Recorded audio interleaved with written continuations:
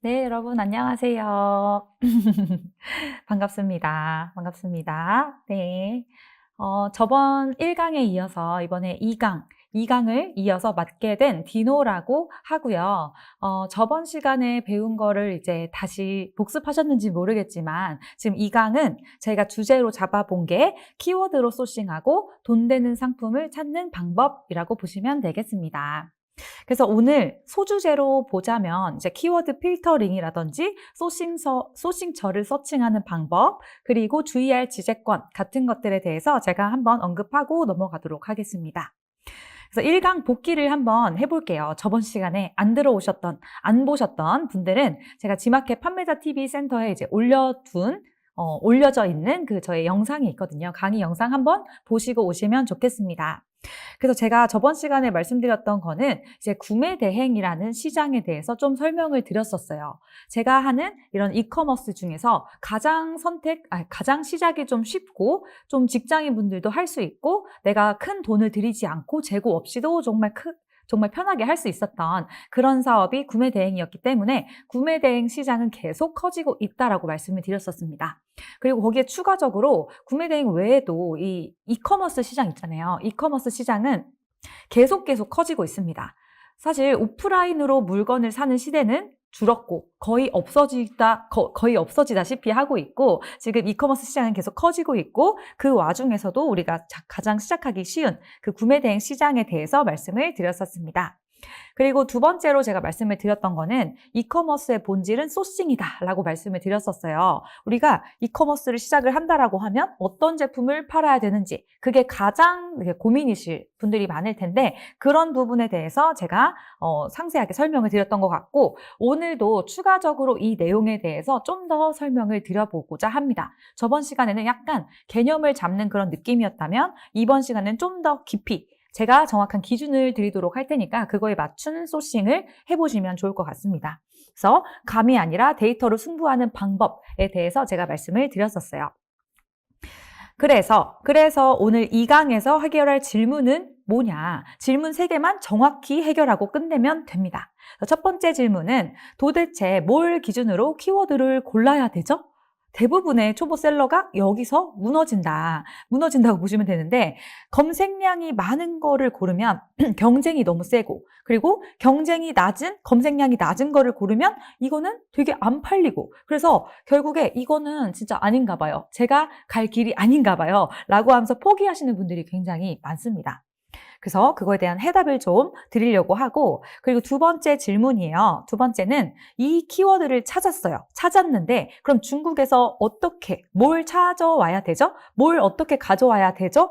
라고 질문하시는 분들이 많거든요. 그래서 키워드는 찾았는데 뭔가 플랫폼 들어가면은 똑같은 상품이 막 수백 개, 수천 개가 되는 시장이다 보니까 이 중에서 뭘 골라야 어떤 잘 팔리는 상품이 되는지를 모르시는 분들이 대부분입니다. 그래서 이런 것들에 대해서도 해답을 드릴 수 있도록 할 거고 그리고 세 번째 질문은 어디서부터 봐야 하지? 라고 이제 했는데 저희가 이제 소싱처를 제가 좀 말씀을 드릴 건데 소싱처에 들어가서 이 제품을 내가 괜찮은 걸 알았다 하면은 갖고 와야 되는데 이 제품을 어디서부터 어디까지 따져보고 이 제품이 어떻게 괜찮고 어떻게 찾아야 되는지도 모르시는 분들을 위해서 그런 분들에게 도움이 되는 정보들을 좀 준비를 해봤습니다. 그래서 오늘 2강은 이 세 가지를 기준처럼 정리를 해드릴 겁니다. 그래서 강의 듣고 나서 여러분이 이해는 되는데 뭔가 할 줄 모르겠어요 하면은 사실 저는 실패한 거예요. 그래서 여러분한테 정말 구체적인 기준을 드릴 수 있도록 노력을 하도록 하겠습니다. 그래서 이제 다음 장인데 여기서 제일 중요한 문장 딱 하나만 기억을 하시면 좋겠습니다. 소싱의 시작은 상품이 아니다. 상품이 아니고 키워드 조건이다 라고 제가 이제 해놨습니다. 대부분은 이렇게 시작을 하세요. 요즘에 캠핑이 뜬다. 캠핑 용품 좀 찾아볼까? 아니면 그냥 막 쇼핑을 하다가 이거 디자인 괜찮은데 나도 팔아볼까? 이런 식으로 생각을 하세요. 그래서 이거는 전부 다 결과부터 보는 방식이거든요. 그래서 이미 누군가는 팔고 있을 수도 있고 이미 누군가 거기서 한 번 한탕 제대로 돈을 벌고 나서 나가신 분들도 많고 아니면 이미 광고비 단가가 너무 많이 올라서 광고를 안 하면 절대 안 되는 상황이거나 굉장히 이런 케이스가 많거든요. 그래서 우리는 반대로 가야 합니다. 절대적으로 반대로 가야 하는데 먼저 우리는 조건을 만든다. 키워드 조건이라는 거를 만들어서 이 조건에 맞는 키워드만 골라 올린다. 그러니까 맞는 것들만 소싱을 한다라고 생각을 하시면 되겠습니다. 그래서 제가 쓰는 기본 구조는 요래요. 키워드 고르고 그다음에 필터하고 그다음에 상품을 찾고 이렇게 가거든요. 왜냐면 이제 상품을 먼저 보고 제가 이게 차례대로 이렇게 해놨지만 키워드, 필터, 프로덕트 이렇게 돼 있잖아요. 근데 프로덕트, 필터, 키워드 이런 식으로 가시는 분들이 많다라는 거죠. 그래서 프로덕트를 먼저 보다 보면은 내 감정이 개입이 될 수밖에 없어요. 근데 이건 예쁜데? 이건 내가 쓰고 싶은데? 라는 감정이 들어간다. 주관적인 감정이 들어가는 순간부터 데이터는 보이지가 않습니다. 그래서 여러분들이 나중에는 좀 감이 많이 생기고 실력이 좀 쌓였고 고수가 됐다라고 하면은 그때는 괜찮아요. 그때는 여러분의 감을 믿어볼 만도 해요. 그치만 우리가 초보일수록 초보자분들, 시작하는 중수분들 일수록 데이터를 위주로 봐야 되는 게 우리의 경력은 너무나 짧아요. 이커머스 경력은 저도 해봐야 4년밖에 되지 않습니다. 4년밖에 안 되는데 여기서 내가 무슨 풍부한 감을 전체적으로 객관적으로 볼 수 있는 눈이 있다? 이거는 정말 착각에 가깝다 생각하시면 되겠습니다. 그래서 디노식으로 소싱을 해라 라고 제가 말씀을 드리는데 디노식 소싱은 기본적으로 이런 키워드 중심입니다. 키워드 중심인데 요즘에 그래요. 사실 저도 여러 플랫폼들에서 장사를 이렇게 셀러를 하고 있는 입장에서 보다 보면은 키워드의 중요성이 전보다 좀 떨어지는 느낌도 어느 정도 있어요. 왜냐하면 요즘에 AI가 물건을 골라주고 그리고 아니면 그 플랫폼, 예를 들어 지마켓이면 지마켓에서도 이 제품이 괜찮을 것 같은데요? 하면서 보여주는 게 있어요. 그치만 아직까지도 우리 이커머스 시장은 키워드가 없이는 생각을 할 수가 없다라고 보시면 되겠습니다. 그래서 디노식 키워드 소싱의 기본 공식을 말씀드리면 수만 개 키워드 중에서 오직 이 3가지 조건을 통과한 키워드만 소싱 대상으로 삼아라 라고 말씀을 드립니다. 그래서 이 공식을 꼭 기억을 하시면 좋겠는데 첫 번째는 브랜드 키워드를 제외하는 거예요. 예를 들어 나이키나 삼성, 샤오미, 차이슨, 다이슨 등등 있잖아요. 이런 것들 보이면은 여러분들 그냥 패스하셔야 됩니다. 왜냐면 이게 다 이따가 설명을 또 드리겠지만 우리가 이 브랜드를 팔으려고 하면은 우리는 라이센스라는 게 있어야 돼요. 라이센스가 없어도 되는 경우도 분명히 있지만 보통은 있어야 되는 경우가 많고 만약에 내가 없이 팔아도 되는 물건인데 이거를 나이키를 이렇게 그냥 올렸을 때 이 경쟁에서 우리가 이길 수 있을까? 이걸 생각하면은 또 아니라는 답이 나오는 거죠. 그래서 브랜드 키워드는 절대 빼고 브랜드 제품을 팔지 않는다. 이렇게 기억을 하시면 되겠습니다. 그리고 이제 두 번째는 최근 1개월 검색량이 300에서 5,000 사이인 걸 골라라. 제가 이렇게 말씀을 드리는데 300이 어떤 숫자고 5,000이 어떤 숫자고 이런 거는 뒤에서 좀 더 자세하게 말씀을 드리도록 하겠습니다. 그리고 이제 세 번째는 경쟁 강도에 대한 얘기인데요. 경쟁 강도가 30 정도 이하가 되는, 그러니까 경쟁이 좀 덜한 그런 시장을 골라라 라고 말씀을 드리는 겁니다. 그래서 이 숫자가 높은 건 보고 낮은 건 보고 딱 느낌이 오시죠? 경쟁이 강도가 세다, 아니면 경쟁이 강도가 약하다, 이렇게 두 가지로 나뉘는 거잖아요. 그래서 경쟁 강도가 높다라는 거는 찾는 사람은 어느 정도 적당한데 상품 수가 너무 많아. 그래서 경쟁이 너무 치열해. 이런 시장이 있는 거고, 반면에 경쟁 강도가 낮은 시장이다라고 하면은 찾는 사람은 많은데 물건이 올려진 게 얼마 없는 그런 시장을 말하는 겁니다. 그래서 이 3가지 조건에 대해서 여러분이 이해가 되도록 좀 자세하게 말씀을 드리려고 합니다. 그래서 아까 브랜드 키워드 없어야 되는 거는 이미 다 죄송해요. 이미 다 이해를 하셨을 거예요. 근데 이제 검색량 얘기가 나오고서부터 이게 무슨 숫자지? 라고 이제 궁금해 하실 수도 있습니다. 여기 검색량이 제가 아까 300에서 5천 정도 사이로 이제 골라야 한다라고 말씀을 드렸거든요. 검색량이 우선은 뭘까요, 여러분? 검색량이라는 거는 한 달에 이 사람들이 이 키워드 있잖아요. 예를 들어 뭐 가습기라고 하면은 가습기를 네이버라든지 어디더라든지 검색을 하는 거예요. 검색을 하는 숫자가 300회 이상이다. 아니면 5,000회 이상이다. 아니면 10,000회 이상, 뭐 50,000회 이상, 뭐 이렇게 되게 다양한 숫자가 있을 수 있어요. 그리고 검색량은 매달 바뀌겠죠. 매달 바뀌고 매년 바뀌고 항상 바뀌는 게 이 검색량인데, 이 검색량이라는 거는 사람들이 얼마나 이 제품을 많이 찾고 지금 얼마나 수요가 있는지 그런 것들을 약간 보여주는 그런 가장 기본적인 데이터라고 보시면 되겠습니다. 그러면 여러분 어떨까요? 한 달에 300명 이하가 찾는다. 그럼 하루에 한 10명 정도가 이 키워드를 검색을 한다는 거거든요. 근데 예를 들어 가습기는 하루에 10명이 검색을 할 수가 있을까요? 저도 얼마 전에 건조해가지고 가습기를 찾은 적이 있는데, 이렇게 많은 사람들이 찾는 그 가습기라는 키워드는 검색량이 아마 요즘 시즌 같은 경우엔 막 5만 회, 10만 회 이렇게 엄청나게 많을 거예요. 이 엄청나게 많은 숫자가 이게 이루어지는 게 우리가 사람들이 검색을 하는 그 수라고 보시면 되겠습니다. 근데 300 미만이면 어떠냐면 하루에 10명도 안 찾는 키워드라는 거잖아요. 그래서 상위 노출이 돼도 이게 안 팔릴 수가 있어요. 이 시장이 하도 인기가 없으니까. 그래서 저는 300을 최소 마지노선으로 설정을 하라고 말씀을 드립니다. 그래서 여기 제가 써놨죠. 300 미만 이렇게 했는데 수요 부족 구간이다. 하루 10명도 검색하지 않는 키워드다. 그래서 아무리 상위 노출되어도 팔릴 확률이 극히 낮다라고 보시면 되겠습니다. 그래서 과감히 패스 이렇게 써놨어요. 그리고 이제 두 번째로 제가 300에서 5,000 정도 안에서 해라. 그 5,000을 넘어가는 건 하지 마라 라고 했는데, 이 5,000을 초과하는 검색량은 어떤 느낌이냐면 사실 5,000이면은 되게 애매한 숫자긴 해요. 그러니까 많지도 않고 적지도 않은 숫자인데 그래도 그렇게 많지 않은 정도에 해당하거든요. 그래서 300이랑 5,000이라는 그 숫자는 사실 되게 완전 일괄적으로 정해드릴 수는 없지만 제가 경험한 바에 의하면 이 정도 안에서 상품을 고르는 게 가장 타율이 좋았어요. 타율이 좋았던 그 수치를 알려드리는 거다 생각을 하시면 됩니다. 그래서 이 월 검색량 5,000이라는 거는 되게 5,000을 넘는 5만을 생각해 볼게요. 5만 회.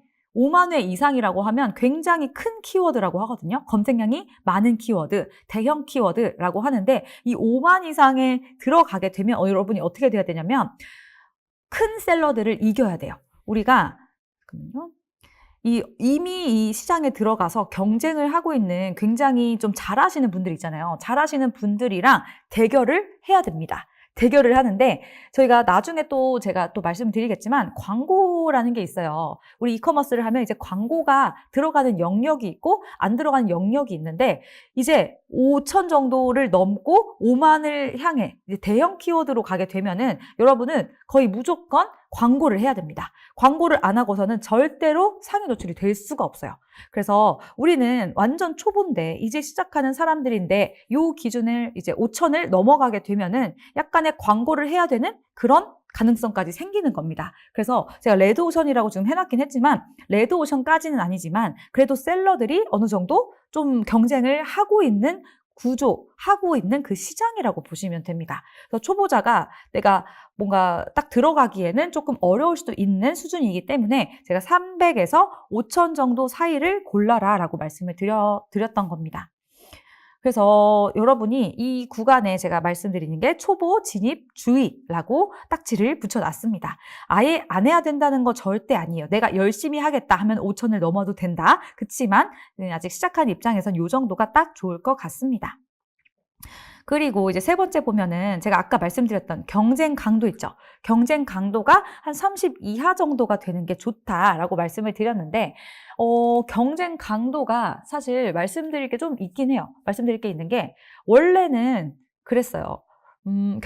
제가 처음에 시작을 했을 때, 한 4년 전쯤에 이커머스 시작을 했을 때 뭐라고 했냐면 경쟁 강도가 1 이하인 걸 찾아라 라고 했거든요. 1 이하인 걸 찾아서 모두 다 소싱해라 라 그랬어요. 그러면은 무조건 팔린다 막 이런 말들이 있었어요. 근데 그 말도 맞진 않았어요. 맞진 않았지만 지금은 더더욱이나 이 경쟁 강도를 완벽하게 이것만 맹신하고 가면은 절대 안 되는 수치이긴 해요. 이게 왜 그러냐면 우선은 경쟁 강도가 뭔지부터 볼게요. 경쟁 강도는 이 상품 수 나누기 검색량이라는 건데 이거는 공급 나누기 수요죠. 공급을 수요로 나눠봤다. 그러니까 상품이 지금 올라가 있는 거 있잖아요. 지마켓에 만약에 어떤 가습기 제품이 10,000개가 올라가 있어요. 근데 찾는 사람도 10,000명이에요. 그러면은 경쟁 강도가 몇이 나오냐면 1이 나오는 거예요. 그죠? 10,000 나누기 10,000 해가지고 1이 나오는 건데 이 수치가 당연히 1 이하로 떨어지면 찾는 사람이 더 많은 거예요. 이 제품이 올라가 있는 수보다 찾는 사람이 더 많아. 그러면은 그 제품은 진짜 거의 올리기만 해도 팔릴 수도 있는 그런 가능성이 있거든요. 근데 안타깝게도 요즘 시장은 이 10,000회 정도 되는 10,000회 정도 되는 검색량을 가졌는데 제품이 10,000개밖에 안 되는 그런 시장이 절대 없습니다. 제가 장담할 수 있는데 절대 없어요. 왜냐면 요즘에 정말 다양한 이 대량 등록 프로그램이라든지 물건을 마구마구 많이 올리시는 그런 분들도 굉장히 많이 생겼기 때문에 가습기라는 그 10,000회 정도의 검색량을 가진 키워드가 제품이 10,000개만 올라가 있을 리가 없습니다. 잘 될 것 같은 키워드에는 귀신같이 몰려요. 사람들이 벌떼같이 몰리기 때문에 그런 시장은 없어요. 그래서 1 이하를 찾으면 좋겠지만 그런 시장은 없기 때문에 제가 좀 러프하게 넣어놓은 게 30 정도예요. 그럼 이거는 어떤 말이냐면 가습기가 만약에 10,000명이 찾는데 30만 개 정도의 물건이 올라가 있는 거예요. 업로드가. 그러면은 그때가 딱 경쟁 강도가 30이 되는 거잖아요. 그래서 30 정도면 사실 이게 뭔가 막 높은 것도 높다고 보기도 애매하고 낮다고 보기도 애매하지만 요 정도의 기준은 최소한으로 잡아가면 그래도 판매하는 사람이 너무 많은 그런 시장은 어느 정도 피할 수가 있겠다. 요 정도로 기억을 하시면 될 것 같습니다. 그래서 이 경쟁 강도가 왜 중요하냐라고 말씀을 드리면 이커머스에서 초보가 거의 이길 수 있는 유일한 방법이라고도 보면 되겠죠.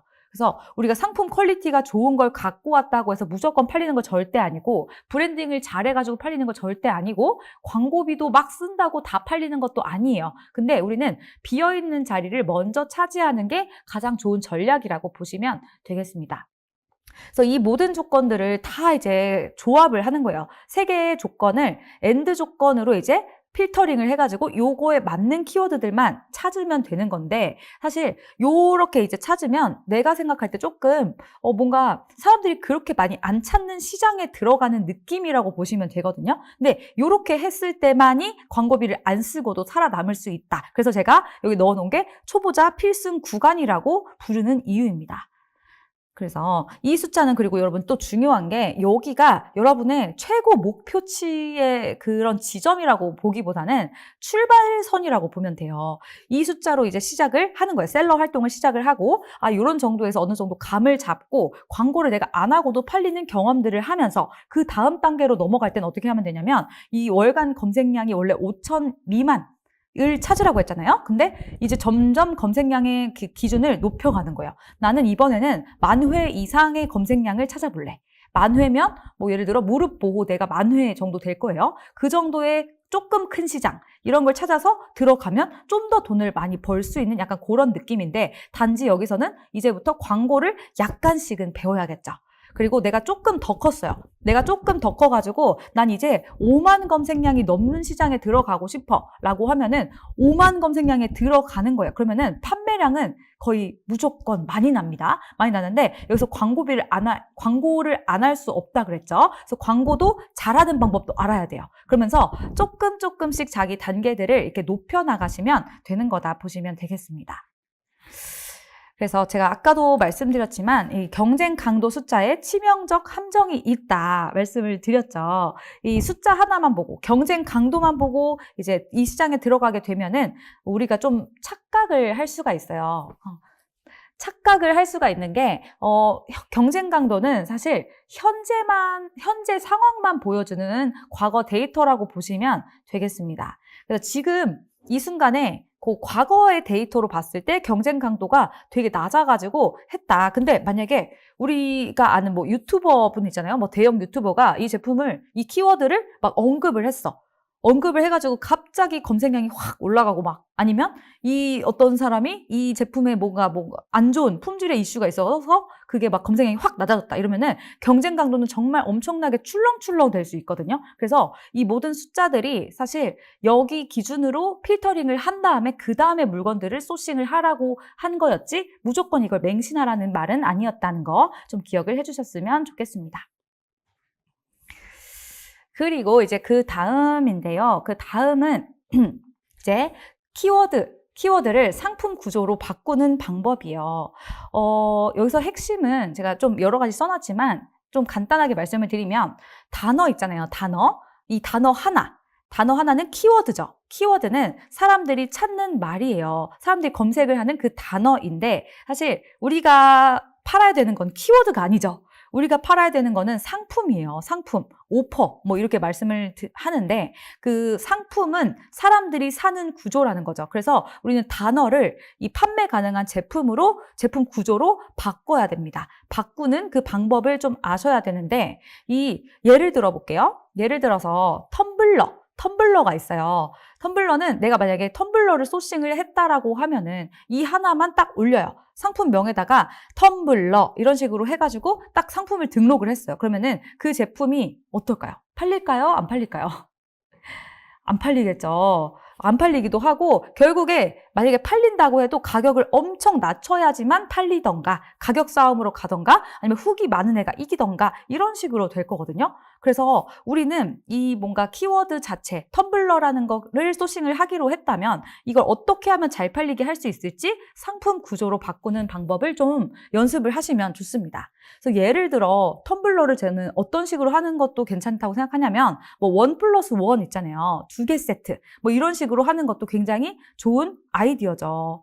그죠? 그리고 아니면 저기 타입 B에 제가 써놨지만 믹서기를 만약에 판다라고 했을 때 믹서기도 하나만 있는 게 아니에요. 가정용이 있고요. 업소용이 있어요. 굉장히 다양한 게 있는데 이 믹서기도 두 가지의 용도로 세분화를 해서 하면은 또 굉장히 좋은 판매 효과가 있다고 보시면 되고 그리고 타입 C 그 스펙 구체화라고 했는데 예를 들어 행거를 팔아요. 행거를 파는데 대형 행거가 있을 수도 있고 소형 행거가 있을 수도 있고 1인용 가구용 행거가 있을 수도 있고 이동식 행거, 바퀴 달린 행거 뭐 이런 거 등등이 엄청나게 다양하게 있어요. 내가 고른 제품에 따라서 그래서 이런 것들을 다 각자 넣어줘야지만 내가 팔릴 수 있는 상품 구조를 만들 수 있다 보시면 되겠습니다. 그래서 단일 키워드로 되어 있는 그거를 세분화를 하건 소싱 타겟을 바꾸건 해가지고 이거를 세트화를 해도 되고 다양하게 만들어 보시는 연습을 하면 좋을 것 같습니다. 그래서 제가 이런 키워드를 어떻게 좀 잘 소싱을 하냐 그럼 이 키워드에서 어떤 걸 소싱하면 좋냐라고 하면은 아까 말씀드렸던 그 소싱 기준 3가지 있잖아요. 검색량이랑 뭐 경쟁 강도랑 브랜드 키워드 안 되는 거 이런 것들이 다 필터링이 되고 난 후에 그 후에 어떤 키워드를 골라야 될까라고 하면은 저는 이런 키워드가 좀 좋다고 생각을 합니다. 이렇게 한 4가지 패턴으로 좀 보고 있는데 구매 의도가 강하게 나올 수 있는 키워드 이런 것들 4가지 패턴입니다. 첫 번째는 뭐냐면 설명형 키워드예요. 요거는 제품의 기능이나 뭐 특징이나 형태 이런 것들을 말로 설명을 하는 그런 키워드라고 보시면 됩니다. 그래서 예를 들어 무타공이라든지 접이식이라든지 휴대용이라든지 저소음, 초경량, 뭐 방수, 자동, 대용량 뭐 이런 것들 있잖아요. 이런 것들은 그냥 뭐 살지 모르겠는데 내가 그냥 쇼핑을 하는 사람들을 잡는 게 아니라 이미 조건을 정하고 찾는 사람이 대부분이거든요. 그래서 이런 설명형 키워드들은 구매 직전에 그런 행동을 담고 있는 키워드가 많아요. 그래서 이렇게 무타공 선반, 무타공 행거, 뭐 무타공 후크, 무타공 거치대 뭐 이런 식으로 이제 설명을 이제 키워드를 붙여도 되고 아니면 접이식이라는 것도 접이식 테이블, 접이식 의자, 접이식 카트, 접이식 건조대 뭐 등등 여러 가지가 있겠고 휴대용 같은 경우도 휴대용 만약에 가습기면 가습기가 그냥 올리면 차별화가 안 되지만 휴대용 가습기 아니면 휴대용 선풍기, 휴대용 믹서기 뭐 이런 것들 있잖아요. 그렇게 되면은 제품이 새로워진다고 보시면 되는 겁니다. 그래서 이런 식으로 설명형 키워드를 좀 찾아보시는 걸 추천을 드리고 그 다음에 이제 2번째 목적형 키워드라고 했어요. 이게 뭐냐면 누가 어떤 상황에서 어떤 이유로 이거를 쓰는지 이 목적이 드러나는 키워드 있잖아요. 예를 들면 차박을 해요. 내가 차박을 좋아해서 차박용이다. 그리고 캠핑을 하는 사람이어서 캠핑용. 아니면 내가 집들이를 가야 돼요. 그래서 집들이 선물. 아니면 육아하는 사람한테 선물을 하고 싶어. 육아 선물, 육아템 이런 것들. 아니면 신혼. 그리고 출장템, 자취템, 출근템 뭐 이런 것들 굉장히 많아요. 사무실용 이런 것들. 그래서 이런 목적형 키워드는 고객님들의 머릿속에 이미 이렇게 장면이 이제 떠오르는 효과가 있습니다. 장면이 이렇게 떠오르고 그러면은 상세 페이지가 술술 읽혀요. 이거는 나를 위한 제품이구나를 좀 깨닫게 하는 그런 느낌이라 보시면 되는데 이렇게 되면 뭐가 좋냐면 구매를 합니다. 구매를 한다라는 말은 전환이 된다라는 거거든요. 그래서 전환이 굉장히 빨라진다라고 보시면 됩니다. 그래서 차박용 매트, 차박용 조명, 차박용 선풍기, 차박용 테이블, 차박용 수납용품 등등 다양하고 캠핑용은 캠핑용 랜턴, 캠핑용 식기, 캠핑용 테이블, 캠핑용 버너, 캠핑용 의자 굉장히 또 다양하게 나올 수도 있고요. 그리고 사무실용 가습기, 사무실용 텀블러, 발난로, 사무실용 미니 청소기 이런 것들을 다 조합하다 보면은 이 그냥 단순한 단일 키워드에서 사고 싶은 키워드로 가는 겁니다. 사람들이 이 목적을 뭘 가지고 뭘 사는지 이런 것들을 생각하시면 좋은 거다 보시면 되겠습니다. 그리고 이럴 때 또 좋은 게 세트 구성도 굉장히 좋아요. 세트로 어떤 것들 만약에 캠핑을 한다라고 치면 캠핑용 의자랑 캠핑용 테이블이 있잖아요. 그런 것들을 따로 팔아도 되지만 세트로 구성을 해도 굉장히 좋다라는 거거든요. 그래서 세 번째 세트 구성 키워드 제가 이렇게 해놨는데 몇 개를 팔 건지 아니면 뭐랑 같이 팔 건지 아니면 어떻게 패키지를 구성을 해줄 건지 이런 것들을 생각을 하면 이게 기획이라는 거예요. 정말 단순히 이게 기획이라는 걸로 나타나는 거고 잘 팔리는 제품으로 자리를 잡을 수가 있어지는 겁니다. 그래서 1+1 세트, 그 2개 세트, 풀 세트, 아니면 입문자용 세트, 스타터 세트, 스타터 팩, 리필 포함, 그리고 구성품 포함, 이런 거 이제 구성품 2개 줌, 이런 거 있잖아요. 이런 것들. 세트는 이제 구성을 하면 좋은 효과가 정말 잘 팔릴 상품 구조로 되는 것도 있는데 사실 하나가 더 있어요. 객단가가 올라갑니다. 그러니까 이 제품의 가격이 비싸지잖아요. 비싸지면은 어떤 분들 그래요. 비싸면 안 팔리는 거 아니에요? 라고 하지만 아니에요. 아니고 사람들은 자기가 어떤 돈을 내고 이거보다 더 큰 가치를 받았을 때 내가 잘 샀다라고 생각을 하거든요. 이게 가심비 이렇게 말을 하잖아요. 그래서 2만 원짜리 살려고 했던 캠핑용 의자를 2만 원에 사려고 했다가 캠핑용 테이블까지 같이 5만 원의 세트로 구성이 돼 있어. 그러면은 이거는 좋은 거예요. 이 사람들은 더더욱 사고 싶은 겁니다. 그래서 비교 대상이 줄어들죠. 우선은 동일한 상품이 없어요. 동일한 상품 딱 세트가 거의 없기 때문에 좋은 효과가 많이 생기고요. 그리고 객단가가 높다라는 건 뭐냐면 내가 2만 원짜리 팔면 많이 남겨야 10,000원 남기는 거예요. 근데 5만 원짜리를 팔면은 내가 2만 원도 남길 수 있어요. 그럼 이 2만 원을 남기는 그 구조가 얼마나 좋은지 내가 두 개 팔아야 될 거를 한 개만 팔아도 되는 구조거든요. 그리고 내가 만약에 10개 세트를 만들어냈어요. 그러면 10개 세트는 2만 원짜리였다가 10만 원이 된다고 칠게요. 곱하기 10은 아니잖아요. 곱하기 10은 아니고 그거보다 조금 더 싸게 팔아야 되는데 무튼 이렇게 올렸을 때도 되게 사람들이 가성비라고 느끼고 그리고 객단가 높아져서 우리 마진 높아지면 우리가 또 뭐 할 수 있냐면 나중엔 잘 팔리면 광고를 또 하면 돼요. 광고를 하면은 좀 더 잘 팔릴 수 있기 때문에 그죠? 그래서 그런 식으로 하나하나씩 확장해 나가는 게 바로 이런 세트의 효과라고 보시면 되겠습니다. 그래서 2개 세트, 가족 세트, 커플 세트 이런 식으로 기획도 해도 되고 올인원, 풀 세트, 입문자 세트 이런 것들도 해도 좋다. 그래서 여러분이 소싱을 할 때 어떤 거 좋은 단품을 찾았다. 그러면은 그 다음 단계는 세트로 어떤 걸 구성을 해볼까? 세트로 몇 개를 구성을 해볼까? 이런 것들이 기획력으로 나타나는 겁니다. 그래서 여러분이 초보도 역전을 할 수 있는 기회가 된다 생각하시면 되겠습니다.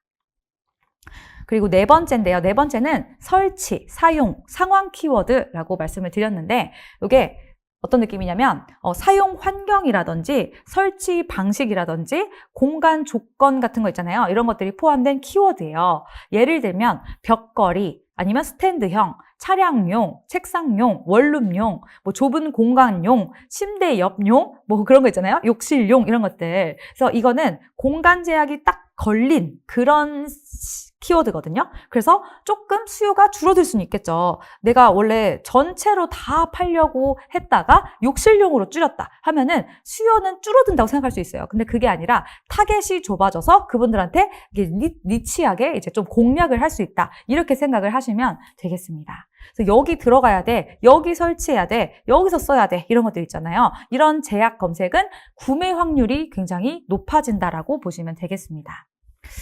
그래서 이 슬라이드의 진짜 포인트, 그 전체적인 핵심은 조합이에요. 조합. 키워드를 조합할 때도 있고, 제품을 어떤 거랑 조합을 할 때도 있고, 다양한 것들을 조합을 해볼 수가 있다라고 보시면 되겠습니다.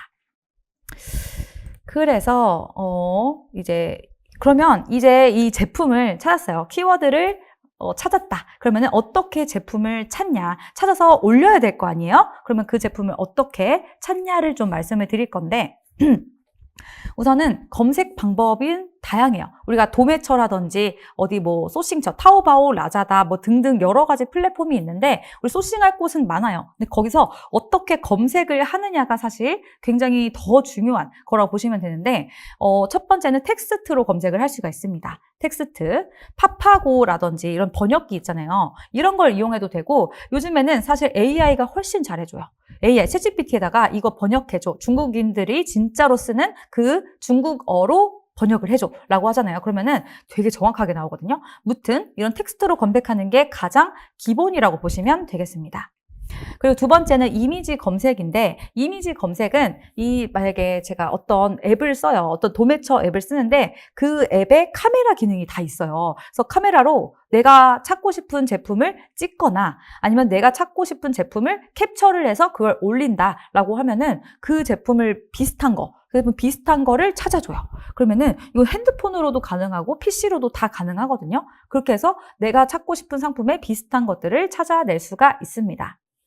그리고 세 번째 방법은 뭐냐면 국내에 우리 뭐 지마켓이라든지 이런 곳에 여러 가지 제품들이 올라가 있잖아요. 그 올라가 있는 제품들을 우리가 똑같이 이미지로 검색을 할 수가 있습니다.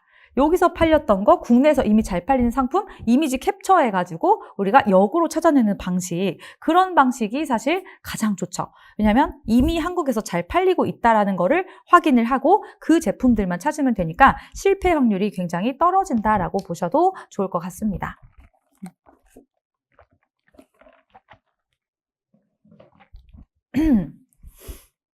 그리고 그 다음 챕터인데 그 다음은 아무리 이렇게 내가 좀 좋은 걸 찾았다고 생각을 했는데 가져오면 안 되는 제품들이 있습니다.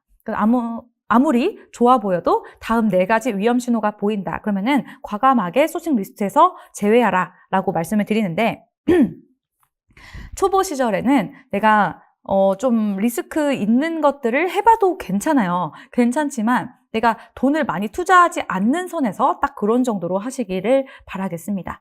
첫 번째는 단일 옵션 상품이라고 했는데 뭔가 이게 하지 말라, 아예 하지 말라는 아닌데 아까 제가 말씀드렸던 것처럼 세트 제품을 할수록 객단가가 올라가고 마진도 올라가고 매출도 올라가는 이런 효과가 있는 거거든요. 그래서 완전 단일 제품에 엄청 사이즈 작고 엄청 저렴한 거 있죠. 막 뭐 이런 거 올리시는 분들 있어요. 2,000원짜리 뭐 헤어핀, 뭐 1,000원짜리 뭐 똑딱이 뭐 이런 것들 막 올리시는 분들이 있거든요. 그런 거 팔려봤자 나한테 100원도 몇백 원 떨어져요. 그걸로 돈을 벌 수 있겠냐? 절대 없습니다. 제가 만약에 그런 걸 한다면 100개 세트, 1000개 세트 이렇게 해서 팔 거거든요. 그렇게 해야 객단가가 올라가고 우리가 돈을 벌 수 있고 돈을 버는 그 경험을 하면서 점점 더 늘려갈 수가 있는 거예요.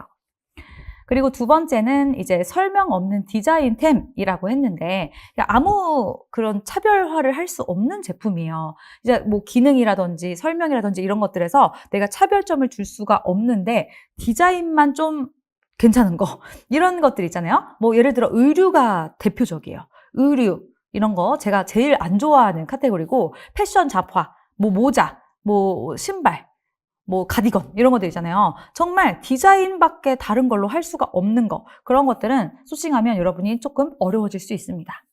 그리고 세 번째는 KC 인증 통과한 리스크가 있는 거라고 했는데 이 KC 인증이 필요한 것도 구매 대행으로 가능하거든요. 가능한데 안 되는 애들이 몇 개 있어요. 예를 들어 유아용품이라든지 그 의료기기 이런 애들만 좀 피해 주시면 될 것 같고, 전자기기나 식기류 같은 것들은 어떤 절차가 조금 추가되는 거지만 이런 것들은 다 판매할 수 있습니다. 그런 것들은 다 배우고 하시면 되겠다 생각을 해주시면 되고요. 그리고 네 번째는 뭐 설명 불가 제품이라고 했는데, 한국어로 번역을 아무리 잘 해도 이게 뭔가 쓸 수 없는 거. 중국에서 만약에 물건을 갖고 오잖아요. 근데 그런 게 있어요. 이거는 어플을 꼭 깔아서 조작을 해야 된다. 이런 제품들이 있으면 그럼 굳이 이거는 소싱을 안 해도 되겠죠. 팔려도 문제야. 이런 것들은 굳이 안 하시는 걸 추천을 드리겠습니다.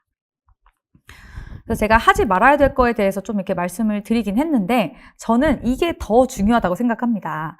초보가 더더욱이나 절대 하면 안 되는 거 뭐냐면 완벽주의예요. 완벽주의. 여러분이 하나하나 다 계산하고 하나하나 다 공부하고 이거 제품을 소싱해서 올려야지 라고 생각하는 순간 여러분은 정말 수익화와는 머나먼 셀러와는 머나먼 길을 떠나게 될 겁니다. 그래서 정확하게 하려고 집착하지 말고 대충 잡고, 대충 러프하게 잡고, 내가 모든 걸 알 수는 없지만 가장 큰 것들만 딱 이렇게 해가지고 이걸 다 뺐을 때 내가 어느 정도 남겠구나라는 감만 있으면 돼요. 감만 있으면 되고, 정확하게 배송비 계산하려고 하지 마시고, 무게나 부피 오차로 인해서 막 몇천 원 차이 나는 거 너무 많고 몇만 원 차이 나는 것도 사실 그렇게 많지는 않지만 좀 있어요. 근데 이런 것들 하나하나 하려고 하다 보면은 우리가 많은 것들을 놓치게 되고, 그 정확하게 마진율 계산하고 이런 것들 집착하시는 분들도 또 있거든요. 환율이 올랐다, 뭐 카드 수수료가 2%냐 3%냐 이런 것들 다 물어보면서 이런 것들 하나하나 1%, 2% 이런 것들, 이런 단위까지 맞추려고 하시는 분들 중에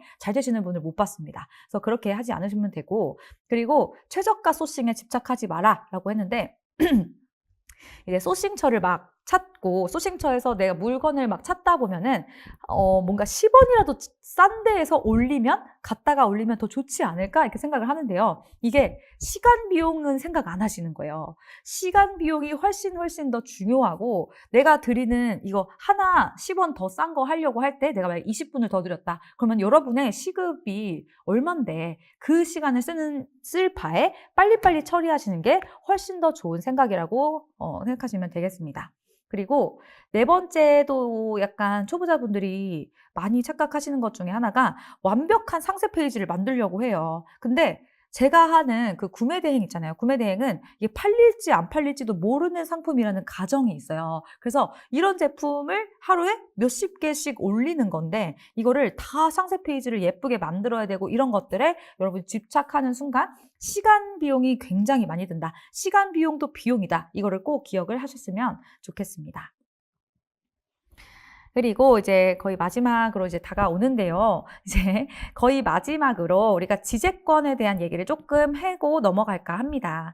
지재권이 뭔지 아마 들어는 보셨을 것 같아요. 근데 지재권은 지식재산권이라고 해가지고 우리가 눈에 보이는 건 아니지만 어떤 거에 대해서 권리가 있는 사람들이 있어요. 이거는 돈 주고 사는 거예요, 그 사람들이. 예를 들어 제가 이름이 디노예요. 디노인데 디노라는 이름에 제가 상표권을 냈어요. 상표권을 내면 남이 이렇게 강사를 하면서 디노라고 하고 다니면 저는 그 사람한테 상표권 침해 이거를 할 수 있어요. 너가 상표권을 침해했으니까 손해배상을 해 라든지, 너가 그렇게 영업활동을 디노로 해서 내가 상표권자인데 너의 활동 때문에 나의 영업활동에 방해가 됐어 하면은 손해배상 청구도 할 수 있고요. 뭐 소송도 갈 수 있고 뭐 다양하거든요. 그래서 저는 이 디노라는 이름을 돈을 주고 사는 거예요.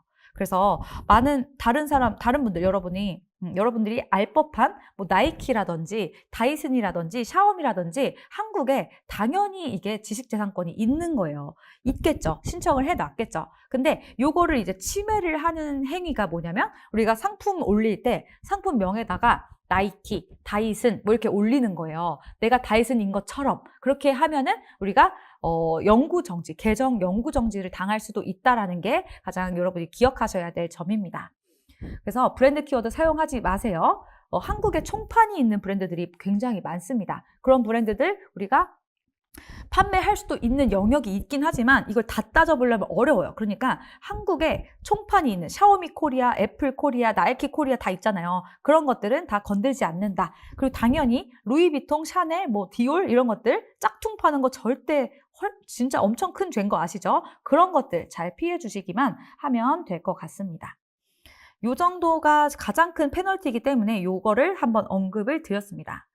그래서 안전한 상품의 뭐 4가지 특징이라고 제가 말씀을 드렸는데 이 초보셀러라면 리스크를 줄여야 되잖아요. 그죠? 근데 판매 가능성을 높여야 되잖아요. 그래서 안전한 상품군부터 시작을 해라. 그래서 이렇게 4가지에 맞는 제품만 좀 저장을 해라, 소싱을 해라 라고 말씀을 드리고 싶습니다. 첫 번째는 뭔가 노브랜드죠. 당연히 브랜드가 없어야 돼요. 로고가 없거나 쉽게 제거가 가능한 제품, 이런 것들, 이런 거는 지재권 리스크가 적으니까. 구매 대행에 대해서 상세하게 알려주시는 강의 귀하네요. 그간 구매 대행을 딱 집어서 해주시는 강의는 없었는데, 그쵸. 이제 지마켓 판매자 팁이다 보니까 뭔가 구매 대행으로 딱 한정을 할 수가 없으셨을 것 같아요. 그리고 구매 대행 이제 전문가라고 해야 되나? 전문가분들도 많이 없었을 것 같고 해가지고 제가 좋은 기회로 이렇게 설명을 드릴 수 있게 되었습니다. 그래서 아무튼 다시 한번 말씀드리면 안전한 상품의 4가지 특징. 첫 번째는 노브랜드 제품이다. 로고가 없거나 쉽게 제거가 가능한 제품이다. 지재권 리스크가 굉장히 낮다 보시면 될 것 같고, 두 번째는 특수 타겟 상품. 아까 말씀드렸듯이 누구나 쉽게 사용할 수 있는 대중적인 제품들은 잘 팔리지 않는다. 그러니까 특수 타겟을 위한 제품을 하거나 이런 식으로 좀 차별화를 할 수 있는 영역을 만들어가면 좋다. 이렇게 말씀을 드리고, 세 번째는 기능 중심의 제품이 좋다. 디자인만 차별화가 되는 제품들보다는 이 문제 해결이라든지 성능이라든지 이런 것들이 구매의 핵심인 제품이 훨씬 더 구매 대행으로 판매하기가 좋다. 그리고 네 번째는 브랜드 없이 설명이 가능한 거. 그러니까 브랜드 파워가 있어야지만 팔리는 것들이 있고, 아니면 상세 페이지만으로도 설득이 가능한 게 있어요. 진짜 예를 들어 뭐 에어컨이라고 쳐볼까요? 에어컨은 여러분이 구매할 때 삼성, LG 아니면 캐리어, 위니아 빼고는 안 사거든요. 잘 안 사요. 근데 우리가 조금만 더 고민을 하면 이런 브랜드 없이도 살 수도 있는 에어컨을 또 만들 수가 있어요. 만든다? 소싱을 할 수 있어요. 예를 들면 많이 구매 대행으로 판매하시는 것들 중에 하나가 무시동 에어컨이라든지 무시동 히터, 이런 딱 차박용 제품들 있잖아요. 그런 것들은 브랜드 파워가 필요 없이 그냥 이 제품이 좀 특이하고 기능이 좀 특이하기 때문에, 특수 타겟이기 때문에 이런 것들이 잘 팔린다는 거죠. 그리고 심지어 당연히 노브랜드겠죠. 위니아 캐리어 아닐 거니까. 그래서 이런 제품들 위주로 소싱을 하면 우리가 돈도 벌 수 있고 큰 문제가 생기지 않는 그런 것들이 있을 거라 생각하시면 되겠습니다. 그래서 여러분 이제 오늘 목이 조금 안 좋아서 계속 그러네요. 죄송합니다. 네, 이제 그래서 이 강을 이제 좀 정리를 해보려고 해요. 오늘 배운 걸 요약을 하는 건데, 소싱은 상품이 아니라 키워드로 시작한다라는 거. 키워드 찾고 소싱을 하는 거지. 다시만요. 키워드를 찾고 상품을 찾는 거지, 상품을 찾고 키워드를 찾는 게 아니라는 거, 그거 좀 기억을 하셔야 되는 거고, 그리고 두 번째는 키워드는 데이터를 보는 것이다. 제가 계속 말씀을 드려서 아마 다 이해하실 거고요. 그리고 세 번째로 가장 중요하게 또 배운 게, 사고 싶은 제품들을 만드는 이 방법들을 적용을 하셔야 된다라고 기억을 해주시면 좋을 것 같습니다. 네. 그래서 이 다음 이제 오늘부터 여러분이 바로 할 수 있는 이런 실전 과제가 뭐가 있을까 하면은, 첫 번째는 키워드 필터링이고요. 오늘 배운 조건 같은 거 있죠. 조건을 저번 시간에 배웠던 셀러 라이프에서 그 엑셀 다운로드 해가지고 키워드 데이터 쫙 나오면 거기서 필터링을 한번 해보세요. 그래서 제가 말씀드렸던 이 필터에 맞는 키워드를 30개 정도를 찾아본다. 그리고 두 번째는 이 제품들을 찾았으면, 키워드를 찾았으면 이 키워드에 맞는 제품을 찾아야 된다라고 말씀을 드렸죠. 그래서 키워드에 맞는 제품을 우리가 소싱처에서 찾아서 이미지나 옵션이 괜찮은 제품을 좀 저장을 해둔다. 10개 정도 저장을 해두고요. 그 10개 중에서 저장해 놓은 10개를 모두를 업로드를 해도 되지만, 이 중에서도 상품성이라든지 마진이라든지 차별화 가능성이 있는 제품들만 딱 소싱을 해가지고 이 제품으로 주력을 만들어 봐야지 하면서 3개 정도로 추려보시는 연습을 하셨으면 좋겠습니다. 그래서 아까도 말씀드렸지만 시간 낭비의 주범인 이 완벽한 계산 이런 거 절대 하지 마시고 빠르게 등록하고 빠르게 수정하고 이런 루틴들을 잡아가시면은 작은 승리를 하고 작은 성공을 해서 이걸 반복하고 학습하고 스케일화 해가지고 크게 갈 수 있는 그런 영역이라고 보시면 될 것 같습니다. 그래서 여러분은 이제 속도에 조금 집중을 해보는 연습도 하시면 좋을 것 같다 생각을 하면서 이 강을 이제 슬슬 마치도록 하겠습니다. 그래서 다음 강의에서는 제가 아직 알려드리고 싶은데 못 알려드린 게 굉장히 많아요. 그래서 상품 등록하는 법부터 그리고 마진율 계산하는 법부터 법까지 그리고 세 번째로는 AI 상세 페이지를 만드는 그런 것들까지 다 한번 알려드리도록 하겠습니다. 매주 저희 강의가 이렇게 준비가 되어 있으니까 꼭 놓치지 마시고 참여해 주시면 좋을 것 같습니다. 지옥션 구매 대행 시 광고 필수인가요? 라고 하는데 저는 광고는 거의 없이 하고 있었습니다. 네, 광고 거의 없이 제가 아까 말씀드렸던 그거 있잖아요. 그 데이터, 그 키워드 데이터가 검색량이 너무 적지도 너무 크지도 않은 곳으로 가다 보면은 이 광고가 크게 필요 없을 가능성이 높습니다. 네, 그래서 아까 이제 저희가 처음에 시작할 때 이제 채팅창에 올라왔듯이 그 이벤트를 한다고 했어요. 구독자 호명 이벤트, 채팅창 호명 이벤트를 한다라고 했었는데 열심히 참여해 주신 저희